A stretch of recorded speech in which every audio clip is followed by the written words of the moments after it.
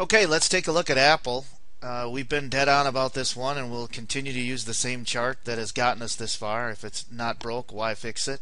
Today being May 1st, 2012, and let's look at the close on Apple 582.13.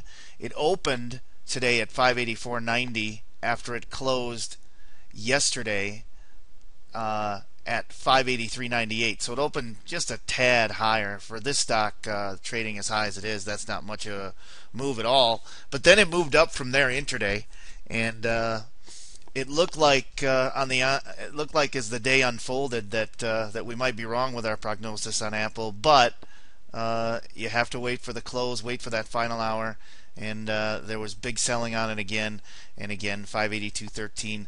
Let's take a look and see why Apple couldn't hold the earlier gains, and it's pretty simple. We're right back to this channel again that we've gone over and over in the last updates. You can still see it here. We're not going to get rid of it.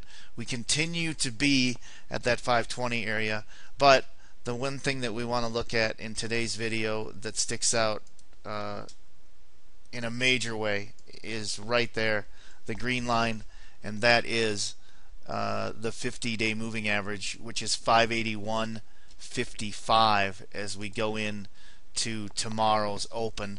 With the close of 582.13 and down $1.85, after being down as much as it was yesterday, that's a consolidation range to most likely go lower, because what you would normally have is a move the other way if it were a bullish chart. And if you flip this around, you could look at yesterday, instead of being a down day, be a major up day, and then today be a move down lower, if you can understand that.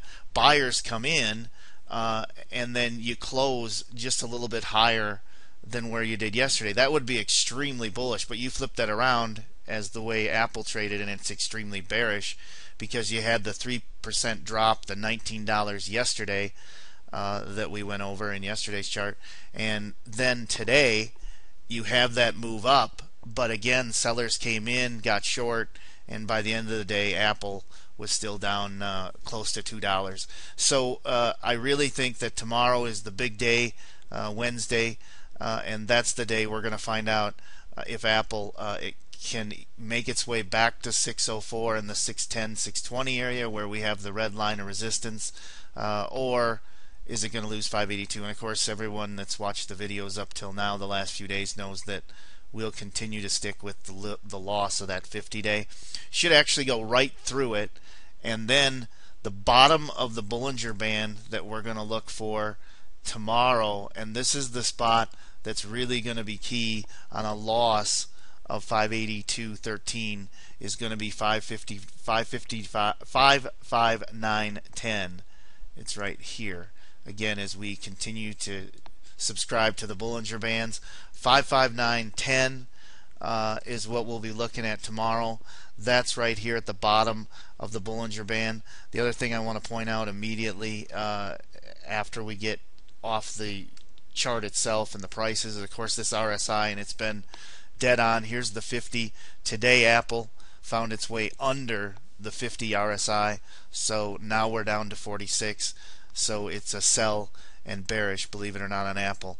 So 559.10 would take out the 571.91, but it would hold 555. We would have a short-term inverted head and shoulders, not a perfect one, but few of them are perfect. We'd have 571.91 as the left inverted shoulder, 555 as the head of the inverted shoulder, and if we got down to the 559.10, we would have that as the inverted right shoulder. That could potentially be a spot where this one bounces tomorrow and then goes back up and makes 582.13 former support new resistance. But that isn't probably going to happen tomorrow. So what we'll look for is a loss of that 582.13. In fact, I think the stock could open lower, and then underneath the 50-day they'll be forced to sell it. But 560 area, 559.10, that should hold for a bounce.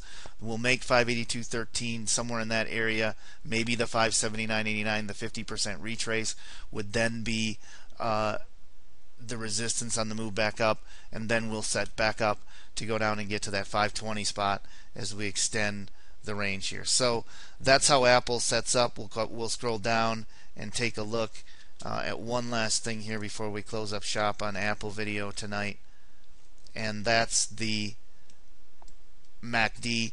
It rolled over massively after Apple hit its top. It's been in free fall in this daily chart, and there's no reason to think anything different here, so we remain bearish on it.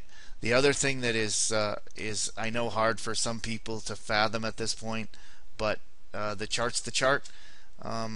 Apple is actually in the negative money flows right now, so negative money flows on Apple.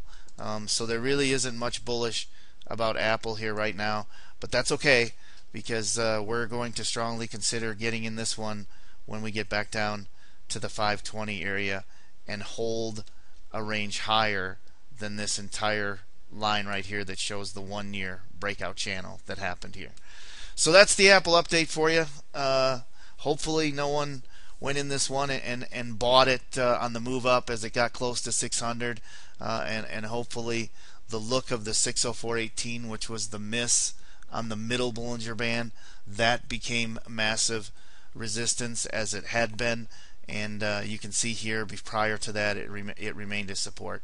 So tomorrow we'll look for 559.10, the bottom of the Bollinger Band, as a place to take a nibble on some short-term Apple, ride it back up potentially to the 582 area, get short again.